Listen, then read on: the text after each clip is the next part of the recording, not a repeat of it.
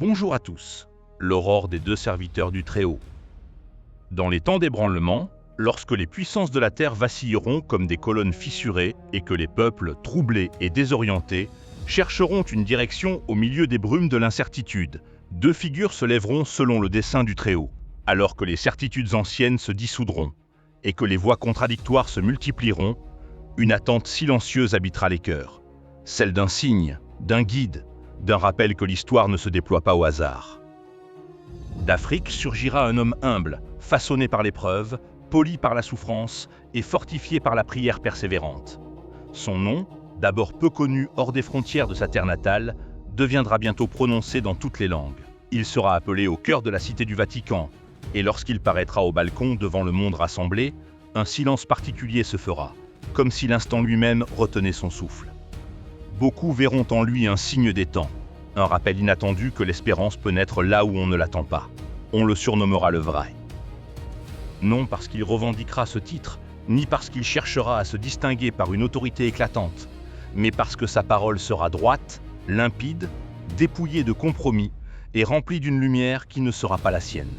Sa voix ne flattera ni les puissants ni les foules. Elle appellera chacun à une conversion intérieure. À la tête de l'Église catholique, il rappellera avec douceur et fermeté que l'autorité véritable est service, que la vérité authentique ne peut être séparée de la charité, et que la foi n'est pas une tradition figée dans le passé, mais un feu vivant appelé à embraser le présent. Son élection ne sera pas seulement l'œuvre des hommes, ni le fruit de stratégies ecclésiastiques. Elle apparaîtra, pour ceux qui savent discerner, comme l'accomplissement d'une volonté plus haute, invisible au calcul humain. Dans un monde tenté par le relativisme et la confusion, il redira que la lumière ne négocie pas avec l'ombre, mais qu'elle la dissipe simplement par sa présence. Au même temps, dans le tumulte des nations, tandis que les alliances chancelleront et que les institutions sembleront impuissantes, se lèvera le grand monarque. Son émergence ne sera pas annoncée par des fanfares, mais par la nécessité. Là où régneront le désordre et la lassitude, sa figure s'imposera comme une réponse inattendue. Il ne portera peut-être pas le sang des anciennes dynasties, et nul parchemin ne prouvera un droit héréditaire à gouverner. Il ne viendra pas nécessairement d'un trône transmis de génération en génération. Mais il sera grand par la mission qui lui sera confiée, par la charge qu'il acceptera avec gravité. Lorsque les systèmes s'effondreront et que l'ordre semblera irrémédiablement perdu, il restaurera la justice et travaillera à rebâtir la paix. Son autorité ne sera pas imposée par la peur ni consolidée par la contrainte. Elle sera reconnue parce que les peuples verront en lui un instrument de stabilité et d'équité. Là où le vrai guidera les âmes vers la profondeur intérieure, le grand monarque rétablira l'équilibre fragile des nations. L'un fortifiera les cœurs découragés et rappellera la primauté de l'esprit. L'autre stabilisera les peuples ébranlés et réordonnancera les structures temporelles. L'un parlera au monde de vérité éternelle et d'espérance qui dépasse les frontières. L'autre rappellera aux gouvernants que toute puissance, pour être légitime, doit servir le bien commun et non les intérêts particuliers. Ils ne rivaliseront pas et ne chercheront pas à étendre leur domination personnelle. Chacun reconnaîtra la limite et la noblesse de sa mission.